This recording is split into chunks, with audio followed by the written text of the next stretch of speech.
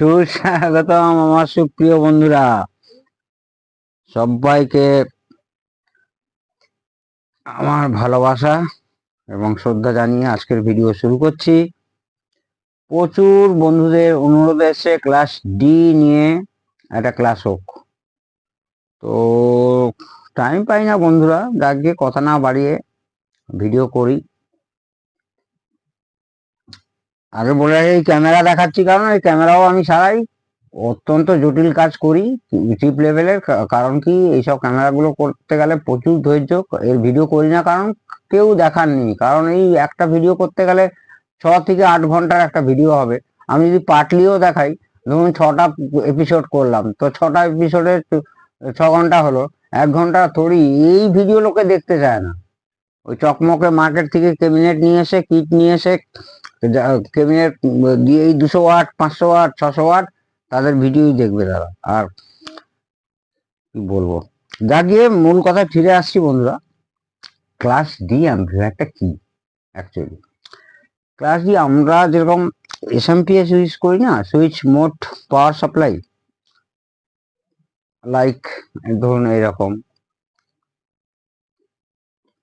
বা এরকম, আমি আসছি এদের সম্পর্কে। সেই রকম ক্লাস ডি অ্যাম্পলিফায়ার হচ্ছে হাইলি এফিসিয়েন্ট সুইচিং। তা কি করে কনভার্ট, যে অডিও সিগন্যালটা কি করে high frequency pulse series like pulse with modulation. সেই কিন্তু এসএমপিএস এর দিকে আসছি। এর যে অপারেটিং ব্যাপারটা, মানে ভেতরে যে ট্রানজিস্টার গুলো থাকে, সেই ট্রানজিস্টার গুলো অনবরত off on off on, fully off fully on, fully off fully on continuously হতে থাকে। এবং ধরুন reducing power loss, no doubt class A B বা ক্লাস এর থেকে কম। হিটিং ব্যাপারটাও ক্লাস এ বি বা ক্লাস এইচ এর থেকে কম। স্পেস ক্লাস স্পেসটা হচ্ছে অন্যান্য অ্যাম্পলিফায়ার থেকে ক্লাস ডি কম।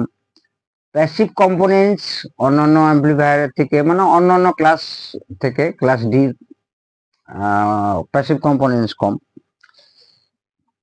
কিন্তু এবার এফিসিয়েন্সি বা কোয়ালিটি অফ সাউন্ড, যদি কোনো ছোট ইকুইপমেন্ট বানাতে চান, একদম ছোট, লাইক দেখাচ্ছি আমি, দেখুন বন্ধুরা, ধরুন এইটা একটা ট্রলির বক্স, এতে কিন্তু একটা মোনো অ্যাম্পলিফায়ার ব্যবহার করা হয়েছে। এই যে দেখুন, এইটা কিন্তু ক্লাস ডি, ঠিক আছে বন্ধুরা। এইখানে ধরুন এইটা আমি ধরলাম 5 ওয়াট, বাট আমি 8-10 ওয়াটই ধরলাম সাপোজ। সে আইসিটার ডেটা দেখলে বোঝা যাবে। কখনোই সম্ভব হবে না এইটুকু ছোট্ট জায়গায় এই সামান্য প্যাসিভ কম্পোনেন্টস ব্যবহার করে একটা ক্লাস এ বি অ্যাম্পলিফায়ার তৈরি করা। LM386 আছে, 8 পিনের আইসি, আপনারা সবাই জানেন একটা আইসি। সেটা আপনার মোনো আপনার 3 ওয়াট কি 4 ওয়াটের আইসি হবে, সেটাও কিন্তু এর থেকে বেশি জায়গা খাবে। এইখানে দেখাচ্ছি দেখুন, এইখানেও আর একটা, এখানে কিন্তু স্টিরিও 2টো চিপ ব্যবহার করা হয়েছে, ঠিক আছে। এটাও একটা ওই টলির ব্লুটুথ মডেল, এইটাও কিন্তু ক্লাস ডি। আমরা যে মোবাইল ব্যবহার করি, মোবাইলের ভেতরেও কিন্তু ক্লাস ডি অ্যাম্পলিফায়ার থাকে। এমনকি এখনকার সমস্ত এলইডি টিভি, সে যত দামি টিভি হোক না কেন, ক্লাস ডি অ্যাম্পলিফায়ারই ব্যবহার করা থাকে। কারণ কি, জায়গা বাঁচাবার জন্য। এইবারে আরো অনেক ব্যাপার আছে, বলতে গেলে তো এখন ভিডিও বেড়ে যাবে। মার্কেটের কিছু প্রচলিত এই এই ক্লাস ডি অ্যাম্পলিফায়ার, এরা ডিমান্ড করছে, এটা হচ্ছে 50+50। সে যদি নাও হয় 30+30 ধরুন করলাম, তাতেও কিন্তু আমাদের যদি একটা অন্য ক্লাস এ বি অ্যাম্পলিফায়ার বানাই, বড় হয়ে যাবে। যেমন একটা আমি উদাহরণস্বরূপ বলি, ধরুন ট্রানজিস্টারের কথা ছেড়েই দিলাম, ট্রানজিস্টারাইজ অ্যাম্পলিফায়ার অনেক বড় হয়ে যাবে। ধরুন এসটিকে দিয়ে বানালাম বা 79.4 দিয়ে বানালাম, যেমন এসটি, তাতেও কিন্তু জায়গা বেশি লাগবে। যেমন এটা একটা এসটিকে 461, দেখুন 30+30 কি 25+25 মতো একটা স্টিরিও অ্যাম্পলিফায়ার, তার কতটা জায়গা লেগেছে, তাও পাওয়ার সাপ্লাই আবার আলাদা করতে হবে। কতটা জায়গা লেগেছে, পাওয়ার সাপ্লাই আলাদা করতে হবে, প্রোটেকশন করলে প্রোটেকশনের সার্কিট করতে হবে, তাতেও কতটা জায়গা লেগেছে। সেক্ষেত্রে তাহলে ক্লাস ডি জায়গার তুলনায় এবং পাওয়ার সাপ্লাই সম্পর্কে আসছি দিয়ে অনেক এগিয়ে। এখানে যেমন এরা বলছে 50+50, এই মডিউলটা, এই যে গোল্ড AP55, এটাও বাজারে খুব চলছে। আসলে বাজারে চলা না চলাটা সেটা আমাদের উপরেই ডিপেন্ড করে। আমরা খুঁজি সস্তায় আউটপুট দেবে, কি কতটা সুমধুর আওয়াজ দিচ্ছে সেদিকে আমরা খুব কম খেয়াল রাখি। আর&ডি তো মানে খুব কম লোকই করে, আর খুব কম লোকই নিজের পিসিবি, নিজের আর&ডি করে, নিজের বুদ্ধি দিয়ে পিসিবি বানানো বা সার্কিট ডিজাইন করে এসব অ্যাম্পলিফায়ার তৈরি করার কথা ভুলে যান। এখন কত সস্তায় মার্কেট থেকে আনবো, এনে বলবো এটা আমার কিট, দিয়ে বিক্রি করো আর পয়সা কামাও। রুচি তো একেবারেই গেছে। কালো রং মানে ক্যাবিনেটের যা ছিঁড়ি, আর ক্যাবিনেট, কালো ক্যাবিনেট, সাদা রঙের স্ক্রু, যা হাতের কাছে স্ক্রু ফু পাচ্ছে সব লাগিয়ে দিচ্ছে। যা গিয়ে এটাও একটা খুব চলতি, এইসব আমরাই চালাচ্ছি। এর অডিও কোয়ালিটি এমন কিচ্ছু না, সব টেস্ট করা হয়ে গেছে আমার কিনে কিনে, কিন্তু বাজারে চলছে হটকেক। খালি বাজলে খালি 6 ইঞ্চি দুটো স্পিকার বাজিয়ে দিল, কেউ তো বলছে 12 ইঞ্চি 14 ইঞ্চি লাগিয়ে দিন এর মধ্যে। আরে 12 ইঞ্চি 15 ইঞ্চি সবই লাগালে বাজবে, বাজবে, তা বাজার মতো বাজার তো হতে হবে। আমার এইখানে ম্যাক্সিমামে 5 থেকে 6 ইঞ্চি স্পিকার ড্রাইভার ড্রাইভ করবে। সেক্ষেত্রে কেউ কেউ বলছে 12 ইঞ্চি লাগিয়ে দিন। আরে 12 ইঞ্চি লাগানো তো সে তো বাজবে, যে কোনো স্পিকার লাগালেই বাজবে। আর এই সম্পর্কে আর কি বলবো। এটাও গেল, এটাও একটা ট্রলি থেকে খোলা, খারাপ। এটাও class D amplifier 2.1 with Bluetooth, এটাও বাজারে খুব ফেমাস। এই দেখুন দেখাচ্ছি 2. এটা বলছে 50+50+100, মানে 50+50 ফ্রন্ট আর 100 হচ্ছে সাবফার। কন্ট্রোলার গুলো ভালো দিয়েছে, এখানে আবার ফেস কন্ট্রোলও আছে। তো এইবারে কিছু কোম্পানির সেট দেখাচ্ছি আমি, যেমন সোনি, এলজি, এটাও একটা বাজারে খুব চলতি, এবং অনেক আছে, সব এত ছোট সময়ের মধ্যে সব দেখানো সম্ভব না। এটা মোনো 100 ওয়াট এরা ডিমান্ড করে, এরা এরা বলে, কিন্তু 100 ওয়াট আমি মেপে দেখেছি কখনোই হয় না। সে এদের লাস্ট হচ্ছে, এরা বলছে যে ভোল্টেজ ইন 24 থেকে, আর 12 থেকে 24, কিন্তু 12 থেকে 24 ভোল্টে তো উড়েই যায়, লাস্ট 17 থেকে 18 ভোল্টের মধ্যে চলে। আর অনেক বন্ধু কোশ্চেন করেছেন নয়েজ হয়, কিন্তু ক্লাস ডিতে আমি তো আপাতত দেখিনি যে নয়েজ আসে, কারণ সবই তো ক্লাস ডিতে তো কিছু করার হয় না। মানে ক্লাস ডি তো আপনি আর হাতে বানাচ্ছেন না। ক্লাস ডি অ্যাম্পলিফায়ার মানে আপনি চাইনিজ কোনো অ্যাম্পলিফায়ার কিনছেন, সে ভালোই হোক আর খারাপ জাতের হোক, চাইনিজ, সবই চাইনিজ, সারা ওয়ার্ল্ডে ছেয়ে গেছে চাইনিজ।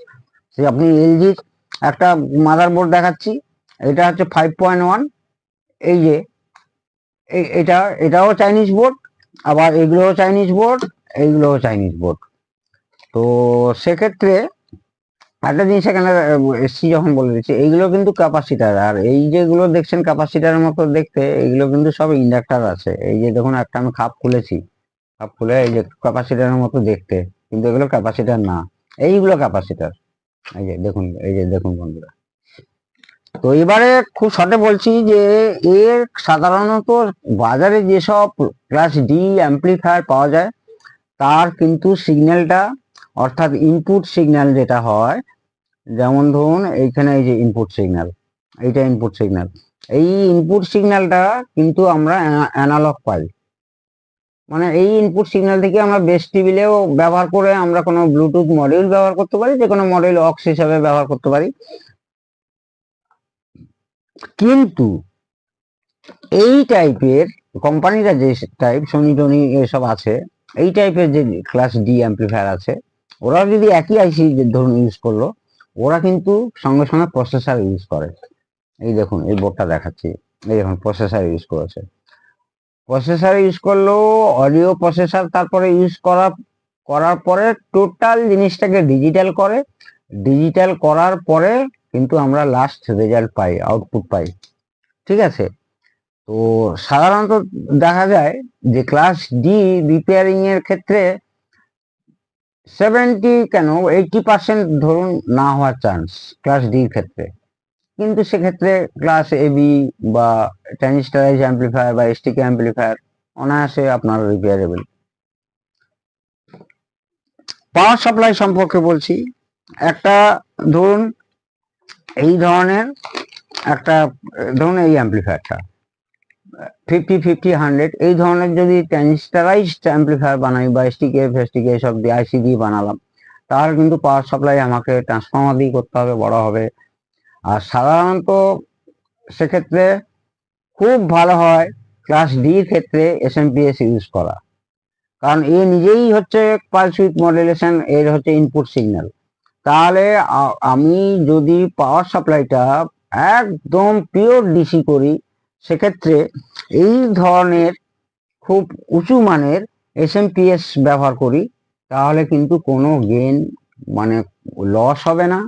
আর তাছাড়া ইনপুট সিগন্যালের কোনো নয়েজ আসবে না। আজ পর্যন্ত আমি যতগুলো আমি ক্লাস ডি ভক্ত নই, কিন্তু আমি যতগুলো ক্লাস ডি আমাকে বানাতে হয় কাস্টমারের অনুরোধে, তখন কিন্তু আমি আজ পর্যন্ত একটাতেও কোনো নয়েজ পাইনি। খুব ভালো মানে ভালো অ্যাম্পেয়ারের। আপনাকে স্টাডি করতে হবে এই বোর্ডটা, কোম্পানি যাই বলুক না কেন, এর সঙ্গে কত ভোল্টেজ অবধি এ নিতে পারবে তার একটু কম রাখতে হবে, কত অ্যাম্পেয়ার নিতে পারে সেই অ্যাম্পেয়ারটা আপনাকে একে পরিপূরক দিতেই হবে, পূরণ করতেই হবে। তবে কিন্তু আপনি সুপার এটা একটা অ্যাম্পলিফায়ার তৈরি করতে পারবেন class D.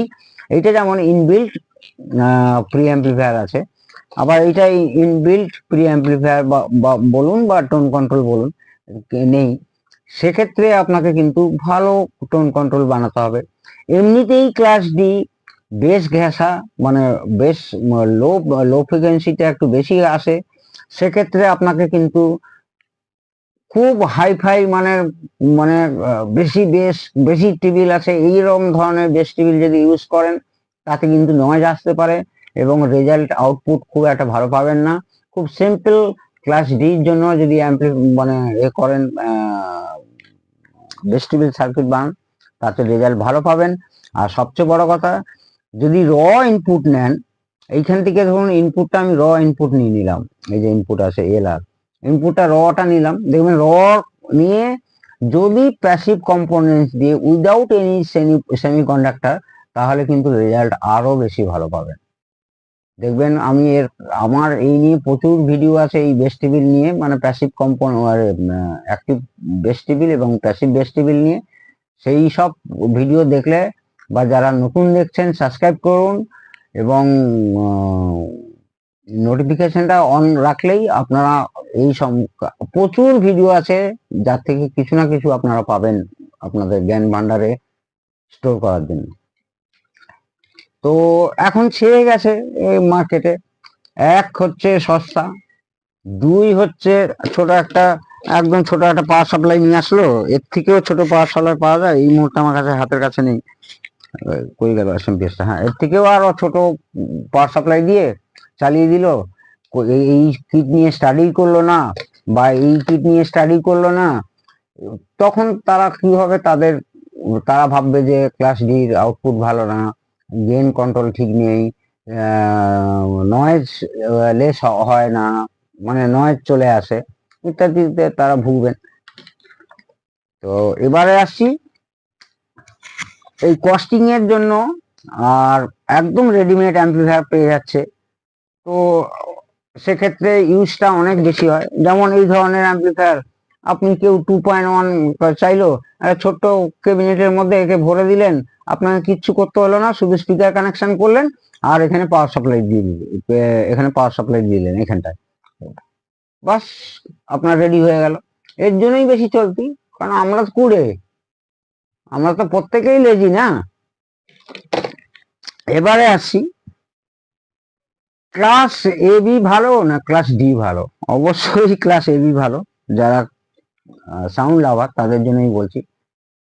Class A B অনেক র সাউন্ড প্রডিউস করতে পারে, কিন্তু ক্লাস ডি যেটা একটা মিক্সড সিগন্যাল আমাদেরকে প্রডিউস করে।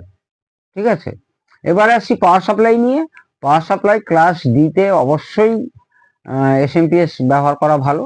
আর কোনো কোনো ক্ষেত্রে এমনকি আমি বোসের অ্যাম্পলিফায়ারও দেখেছি ক্লাস ডি অ্যাম্পলিফায়ার ব্যবহার করেছে, কিন্তু সেখানে পাওয়ার সাপ্লাই হিসেবে ট্রান্সফর্মার ইউজ করেছে। তো জানি না, ট্রান্সফর্মার থেকে আমার মতে এ করাই ভালো, এসএমপিএস করাই ভালো। ট্রান্সফর্মার দিয়েও করতে পারেন। আর খুব ভালো অ্যাম্পলিফায়ার একটু হাই ওয়াটেজের, যেমন ধরুন 100+100 স্টিরিও লাগালেন, এইরকম দুটো চ্যানেল ধরুন বানালেন আপনারা। এর একটা স্টিরিও ভার্সন পাওয়া যায়, কিন্তু সেটা নেবেন না। এই মোনো ভার্সানই দুটো নিয়ে স্টিরিও বানিয়ে একবার দেখতে পারেন। দিলে কি হবে, ওই 31162 না কি যেন D2 থাকে, তাতে কিন্তু খুব সুপার এই ধরনের পাওয়ার সাপ্লাই আপনাকে ইউজ করতে হবে। ইনডোর মানে ক্যাবিনেটের ভেতরেও রাখতে পারেন, বাইরে একটা বাক্স করে অ্যাডাপ্টার হিসাবে বাইরে রাখতে পারেন। আর যদি খুব একান্তই এই ধরনের পাওয়ার সাপ্লাই যদি না পান, তাহলে এই ধরনের পাওয়ার সাপ্লাই আপনাকে ইউজ করতে হবে। আর এই বোর্ডের পাওয়ার সাপ্লাই আপনাকে ওই 15 থেকে 17-এর ভেতরে রাখতে হবে। Minimum 4 ampere, minimum 4 ampere. খুব ভালো জাতের এসএমপিএস ইউজ করবেন। অ্যাক্টিভ বেস টেবিল যদি না করতে পারেন, প্যাসিভ অ্যাক্টিভ বেস টেবিল হলে তো খুবই ভালো, নাহলে প্যাসিভ বেস টেবিল ব্যবহার করতে পারেন। তবে সেটা আপনাদের ওপরে এবং আপনাদের জ্ঞানের ওপরে, সবটাই যে আমার কথা অনুযায়ী, কারণ আমার অভিজ্ঞতা দিয়ে আমি বলছি। এবারে আমি যে সবসময় একই জিনিস অ্যাক্টিভ বেস টেবিল ব্যবহার করছি বা প্যাসিভ ব্যবহার করছি তা নয়। এইটা প্রত্যেকটা সময় ক্ষণে ক্ষণে চেঞ্জ হয়। যে দেখতে গেলাম, যেই অ্যাম্পলিফায়ারটা বানাতে গেলাম, ফ্রিকোয়েন্সি মাপলাম, সমস্ত কিছু মাপামাপিতে দেখলাম যে এটা এর জন্য শুট করছে না, তখন কিন্তু অনেক খেলা খেলতে হয়, তখনই একটা নতুন সুন্দর একটা অ্যাম্পলিফায়ার জন্ম হয়। ঠিক আছে, তো আজ এটুকুই থাক, আবার পরে, কারণ এত শর্টে আপনারা সব ছটপট করেন, এত শর্টে এর থেকে বেশি আমার মতে আমার পক্ষে বলা সম্ভব নয়। আপনারা প্রত্যেকে ভালো থাকুন, প্রত্যেকে খুশি থাকুন। জয় হিন্দ, জয় ভারত।